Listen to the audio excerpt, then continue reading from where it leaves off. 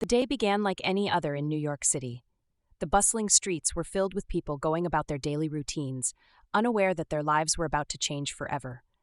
Samira, or Sam as she preferred, was sitting in her small hospice room, surrounded by the hum of city life outside. She was a former poet, now battling terminal cancer, her only companion a cat named Frodo.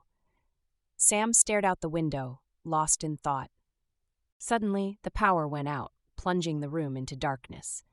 Sam's heart raced as she heard distant explosions. The building shook, and panic erupted in the hallways. Sam grabbed Frodo and ventured out of her room, finding the hospice staff in a frenzy. They were trying to move patients to safety, but no one knew what was happening. As Sam made her way to the ground floor, she encountered Eric, a young law student from England who volunteered at the hospice. He was trying to help an elderly woman down the stairs. Together, they joined a group of survivors heading towards the emergency exit. But as they stepped outside, the true horror of their situation became clear. Alien creatures with ultra-sensitive hearing roamed the streets, drawn to the slightest sound. The group quickly learned that silence was their only hope. They communicated through gestures and whispers, trying to avoid detection. The creatures were terrifying, with elongated limbs and a grotesque appearance. The group moved silently through the city, seeking refuge in an abandoned subway station. Sam, Eric, and the others carefully descended the stairs, their footsteps barely making a sound. The subway was dark and eerily quiet, the only light coming from their flashlights. They found a secluded area and settled down, trying to catch their breath. As they rested, they shared their stories in hushed tones. Henri, a survivor from A Quiet Place Part 2, revealed his plan to escape the city.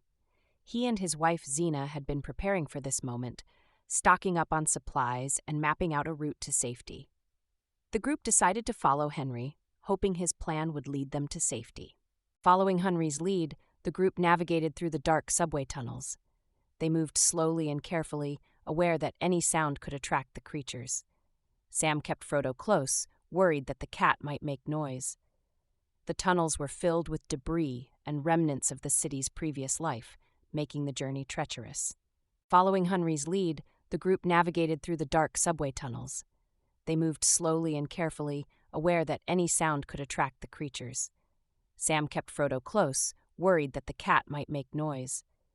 The tunnels were filled with debris and remnants of the city's previous life, making the journey treacherous.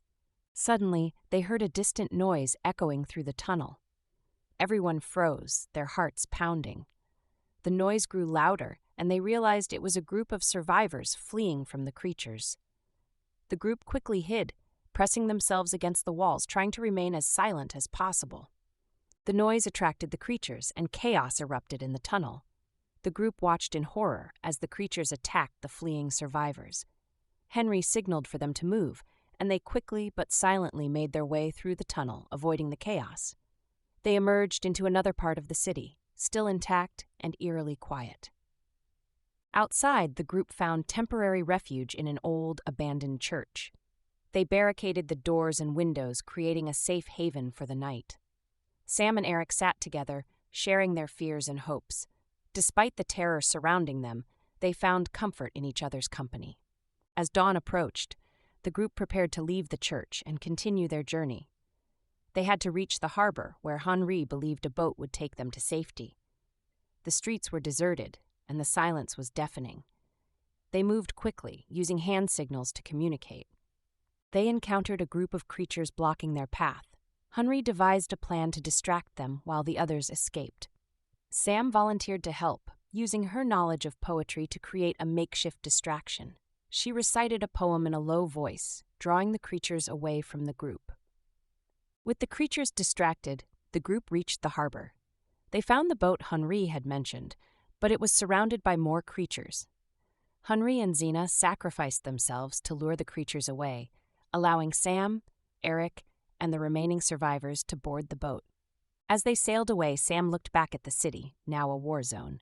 She felt a mix of relief and sorrow. They had survived, but at a great cost. She held Frodo close, and Eric sat beside her, offering silent support. The future was uncertain, but for now, they were safe.